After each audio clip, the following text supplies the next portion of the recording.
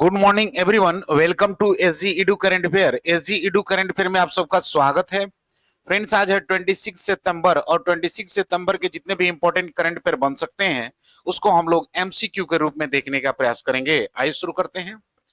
आज का पहला हेडिंग से कि चीन ने वैश्विक प्रतिभाओं को आकर्षित करने के लिए नया के वीजा शुरू करने की घोषणा की है। सेकेंड है कि कर्नाटक सरकार ने राज्यभर में नवाचार को बढ़ावा देने के लिए 1000 करोड़ की एलईपी योजना शुरू की है। थर्ड है कि आंध्र प्रदेश को रेशम विकास के लिए मेरा रेशम मेरा अभियान कार्यक्रम के अंतर्गत सर्वश्रेष्ठ राज्य पुरस्कार मिला है। फोर्थ है कि रिजोल्यूट ड्रैगन अभ्यास में अमेरिका ने जापान में पहली बार टाइफून मिसाइल प्रणाली प्रदर्शित की।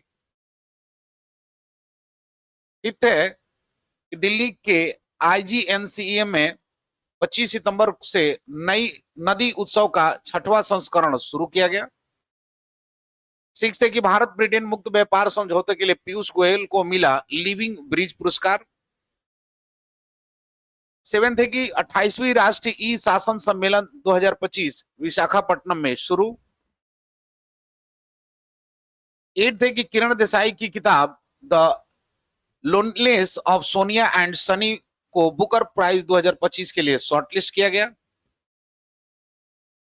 नाइन्थ है कि स्मृति मंदाना ने 50 गेंदों में वनडे शतक बनाकर विराट कोहली का रिकॉर्ड तोड़ा।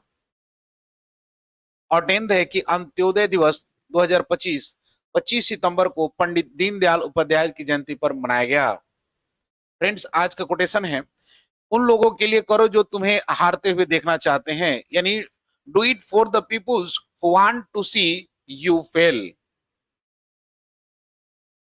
फ्रेंड्स, हम लोग 25 सितंबर के जितने भी इंपॉर्टेंट करंट अफेयर देखे थे उसको शॉर्टली में रिवाइज कर लेते हैं कि हाल ही में किस देश ने मिसाइल रोधी लेजर प्रणाली आयरन बीम का सफल परीक्षण किया है? तो इजराइल ने।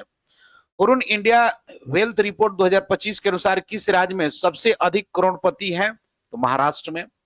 हाल ही में किस राज्य के अहमदनगर रेलवे स्टेशन का आधिकारिक नाम अहिल्या नगर कर दिया गया है? तो ये आपको महाराष्ट्र में। हाल ही में बीसीसीआई का नया अध्यक्ष किसे नियुक्त किया गया है? तो मिथुन मनहास को। हाल ही में संयुक्त राष्ट्र महासभा का कौन सा सत्र प्रारंभ हुआ है? तो 80वां। अंतर्राष्ट्रीय सांकेतिक भाषा दिवस कब मनाया गया? तो 23 सितंबर को। News broadcast and digital association NBDA का चेयरमैन एक बार फिर से किसे नियुक्त किया गया है? तो रजत शर्मा को। भारतीय कृषि अनुसंधान परिषद ने किस देश के साथ मैत्री 2.0 क्रॉस इनक्यूबेशन कार्यक्रम प्रारंभ किया है? तो इजराइल के साथ। महिला बैलन डी और पुरस्कार किसने जीता है? तो एटना बनावटी। किस देश ने भारत की सॉवरेन रेटिंग को अपग्रेडेड किया है? तो जापान ने। बी बी बी को बी बी बी प्लस में कन्वर्ट किया है। फ्रेंड्स, आज का पहला क्वेश्चन है कि हाल ही में वैश्विक प्रतिभाओं को आकर्षित करने के लिए के वीजा की घोषणा किसने की है? यानी recently which country has announced the K visa to attract global talent? Option A Japan, option B Russia, option C Canada और ऑप्शन डी चाइना। तो इसका सही आंसर फ्रेंड्स की चाइना। यानी चाइना ने वैश्विक प्रतिभाओं को आकर्षित करने के लिए के वीजा की घोषणा की है। देख लेते हैं इसके कुछ एडिशनल इंफॉर्मेशन को कि चाइना ने वैश्विक स्टेम प्रतिभाओं को आकर्षित करने के लिए के वीजा की घोषणा की है। यह वीजा 1 अक्टूबर 2025 से लागू होगा, जिसका उद्देश्य है विदेशी पेशेवरों को चीन की तरफ अवसर देना, आकर्षित करना और इससे उच्च कौशल वाले लोग रिसर्च, टेक्नोलॉजी, इनोवेशन क्षेत्र में काम कर सकेंगे। यह चीन की ग्लोबल टैलेंट मैग्नेट रणनीति का एक हिस्सा है। नेक्स्ट क्वेश्चन है कि इनोवेशन को बढ़ावा देने के लिए 1000 करोड़ का लीप प्रोग्राम किस राज्य के द्वारा लॉन्च किया गया है? यानी the 1000 crore leap program to be boost innovation has been launched by which state? Option A Karnataka, option B Tamil Nadu, option C Maharashtra और ऑप्शन डी गुजरात। इसका सही आंसर फ्रेंड्स कि कर्नाटका जो है इनोवेशन को बढ़ावा देने के लिए 1000 करोड़ का लीप प्रोग्राम को लॉन्च किया है। देख लेते हैं इसके कुछ एडिशनल इंफॉर्मेशन को कि कर्नाटक सरकार ने 1000 करोड़ का लीप यानी लोकल इकोनॉमिक एक्सेलरेटर प्रोग्राम को लॉन्च किया है। कार्यक्रम का उद्देश्य है कि राज्य में नवाचार और स्टार्टअप इकोसिस्टम को बढ़ावा देना। यह योजना विशेष रूप से प्रौद्योगिकी अनुसंधान और उद्यमिता क्षेत्र को सशक्त बनाएगा। लीप से स्थानीय अर्थव्यवस्था और रोजगार सृजन को बल मिलने की उम्मीद है। यह पहल कर्नाटक की नवाचार केंद्र के रूप में स्थिति को और मजबूत करेगी।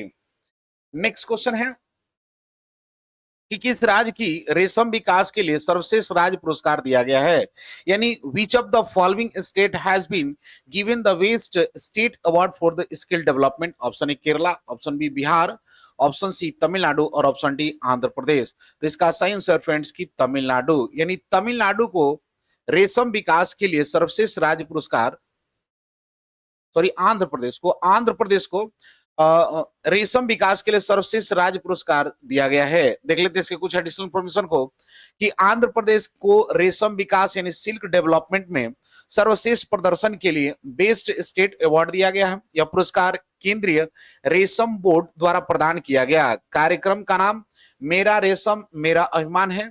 आंध्र प्रदेश ने रेशम उत्पादन और शहतूत की खेती में उल्लेखनीय प्रगति की है। यह सम्मान राज्य को किसानों और बुनकरों के सशक्तिकरण की दिशा में बड़ी उपलब्धि है। देख लेते हैं बुझो तो जानो की बात में कि चर्चा में रही पवना नदी किस राज्य से बहती है, तो ये आपका हो जाएगा महाराष्ट्र में। कौन ऐसी पहली निजी कंपनी बनी है जिसके पास उपग्रहों का एक अपना समूह है, तो ये आपका बना है पिक्सेल। पिक्सेल निजी कंपनी है जिसका एक उपग्रहों का अपना एक समूह है। गान नगाई उत्सव का आयोजन किस राज्य में किया गया, तो गान नगाई उत्सव का आयोजन फ्रेंड्स आपको मणिपुर में किया गया है। लार्सन एंड टर्बो ने भारतीय नौसेना के लिए कौन सा बहुउद्देशीय पोत यानी एमपीवी को लॉन्च किया है, तो लार्सन एंड टर्बो जो है आईएनएस उत्कर्ष को जो है बहुउद्देशीय पोत एमपीवी के लिए लॉन्च किया है। नेक्स्ट क्वेश्चन है कि सितंबर 2025 में रेजोल्यूट ड्रैगन नामक संयुक्त सैन्य अभ्यास किन दो देशों के बीच में आयोजित हुआ है, जिसमें पहली बार टाइफून मिसाइल प्रणाली का अनावरण किया गया है। यानी in September 2025 the joint military exercise resolute dragon was conducted between which two countries where the typhoon missile system was unveiled for the first time. Option A India and Australia, option B India and Japan, option C USA and Japan और option D USA and Australia. तो इसका सही answer friends की USA और Japan ने सितंबर 2025 में resolute dragon नामक संयुक्त सैन्य अभ्यास को आयोजित किया है, जो कि पहली बार टाइफून मिसाइल प्रणाली का इसमें अनावरण किया गया। देख लेते हैं इसके कुछ एडिशनल इंफॉर्मेशन को कि सितंबर 2025 में रेजोल्यूट ड्रैगन नामक संयुक्त सैन्य अभ्यास अमेरिका और जापान के बीच में आयोजित हुआ है। इस अभ्यास में अमेरिका ने पहली बार टाइफून मिसाइल प्रणाली का अनावरण किया। अभ्यास का उद्देश्य क्षेत्रीय सुरक्षा और सामरिक सहयोग को मजबूत करना था। इसमें लॉन्ग रेंज प्रिसीजन स्ट्राइक क्षमता का प्रदर्शन किया गया है। यह अभ्यास हिंद प्रशांत क्षेत्र में चीन के बढ़ते प्रभाव के मद्देनजर खास महत्व रखता है। नेक्स्ट क्वेश्चन है कि हाल ही में नदी उत्सव के छठे संस्करण का आयोजन कहां शुरू हुआ है, यानी recently the 6th edition of river festival नदी उत्सव has begun to which place. Option A Haridwar, option B Varanasi, option C new Delhi और option D none of these, यानी इनमें से कोई नहीं। तो इसका सही आंसर फ्रेंड्स की नई दिल्ली, यानी नई दिल्ली में नदी उत्सव के छठवें संस्करण का आयोजन किया गया है। देख लेते हैं इसके कुछ एडिशनल इंफॉर्मेशन को कि नदी उत्सव का छठा संस्करण नई दिल्ली के इंदिरा गांधी राष्ट्रीय कला केंद्र आईजीएनसीए में शुरू किया गया है। आयोजन का उद्देश्य है कि नदियों के महत्व, संरक्षण और सांस्कृतिक जुड़ाव को बढ़ावा देना। यह उत्सव 25 सितंबर 2025 से 27 सितंबर 2025 तक मनाया जा रहा है। इसमें सेमिनार, सांस्कृतिक कार्यक्रम, प्रदर्शनियां और संवाद आयोजित किए जा रहे हैं। यह पहल राष्ट्रीय संस्कृति निधि एनसीएफ और संस्कृति मंत्रालय के सहयोग से किया गया।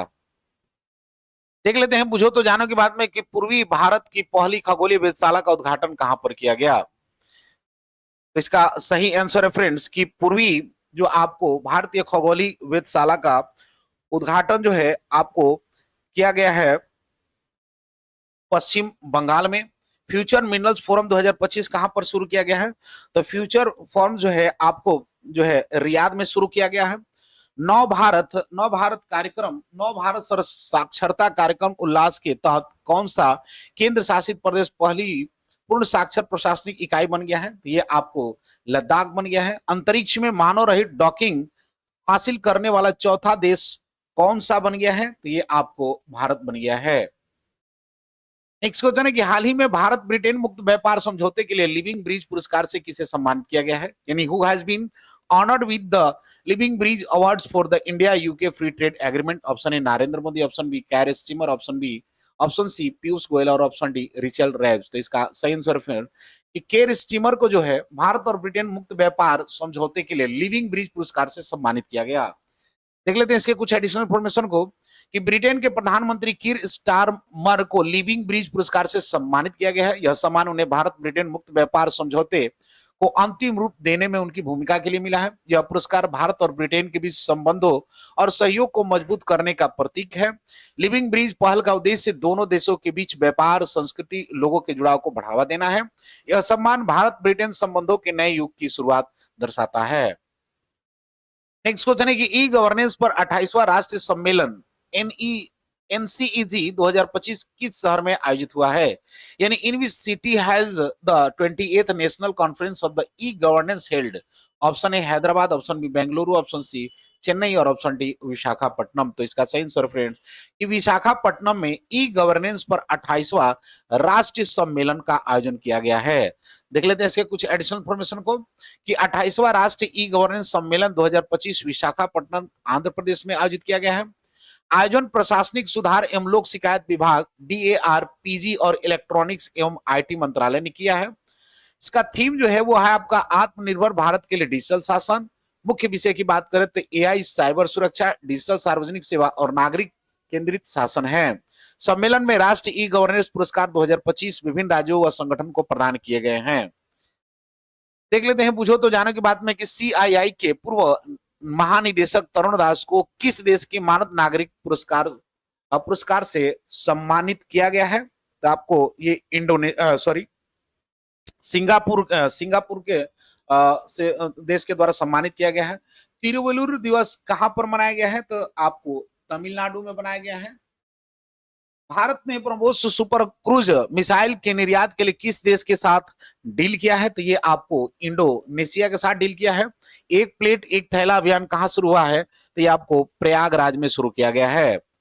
नेक्स्ट क्वेश्चन है कि किरण देसाई की किस किताब को बुकर प्राइज के लिए शॉर्टलिस्ट किया गया है, यानी which book by the Kiran Desai has been shortlisted for the Booker prize. Option A the loneliness of the Sonia and Sunny, option B the blinding wine, option C midnight children और option D clear light of the day। तो इसका सही answer friends कि the loneliness of Sonia and Sunny के लिए दिया गया है।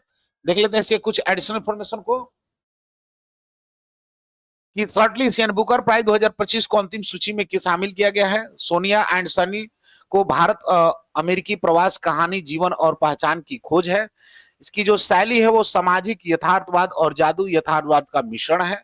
लेखक की वापसी ने लगभग 20 साल बाद देसाई की नई book the inherent of the loss जो है के बाद ये बुक आ रही है। नेक्स्ट क्वेश्चन है कि सितंबर 2025 में विराट कोहली की रिकॉर्ड तोड़ते हुए किस भारतीय खिलाड़ी ने सबसे तेज वनडे शतक बनाया है, यानी in September 2025 which Indian player broke Virat Kohli record by the scoring the fastest ODI century। Option A Rohit Sharma, option B Shubman Gill, option C Smriti Mandhana और ऑप्शन डी ऋषभ पंत। इसका सही आंसर फ्रेंड्स की स्मृति मंदाना, यानी स्मृति मंदाना जो है रिकॉर्ड तोड़ते हुए विराट कोहली का रिकॉर्ड तोड़ते हुए 50 गेंदों में शतक लगाने वाली खिलाड़ी बन गई है। देख लेते हैं इसके कुछ एडिशनल इंफॉर्मेशन को। इस 50 गेंदों में पूरा किया है इन्होंने विराट कोहली का रिकॉर्ड तोड़ा। महिला वनडे में दूसरा सबसे तेज शतक है। पारी में विविधता, शॉट और एक शानदार छक्का शामिल है। नेक्स्ट क्वेश्चन है, देख लेते हैं पूछो तो जानो की बात में कि भारत मोबिलिटी ग्लोबल एक्सपो 2025 का उद्घाटन कहाँ किया गया है। तो ये जो है आपको भारत मोबिलिटी एक्सपो का उद्घाटन फ्रेंड्स आपको किया गया है नई दिल्ली में। न्यू ग्लेन रॉकेट को सफलतापूर्वक किसने लॉन्च किया है तो ब्लू ओरिजिन ने किया है। पैगलिन की नई प्रजाति कहां पाई गई है तो ये आपको अरुणाचल प्रदेश में पाई गई है। और आर्कियोलॉजिकल एक्सपेरिमेंटल म्यूजियम का उद्घाटन किस शहर में किया गया तो ये आपको वाड नगर में किया गया है।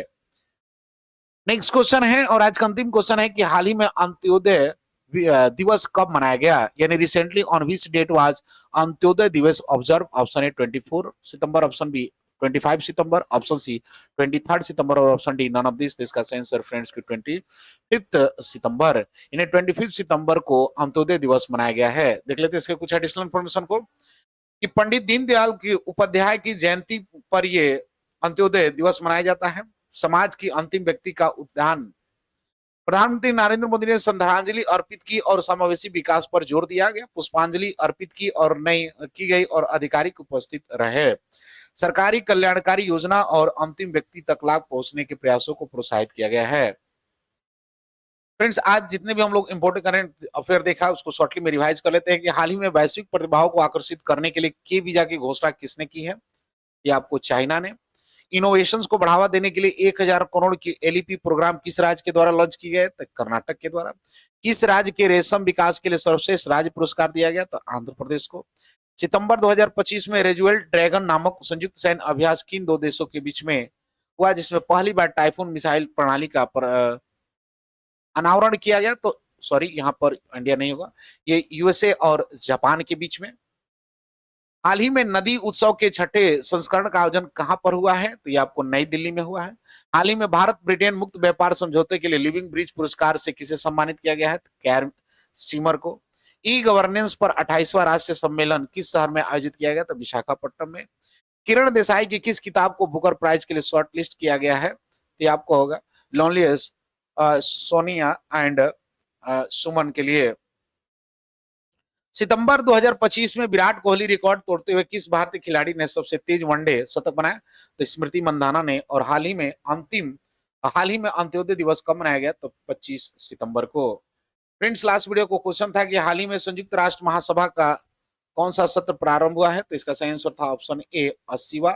आज का क्वेश्चन है कि हाल ही में नदी उत्सव के छठे संस्करण का आयोजन कहां पर शुरू किया गया?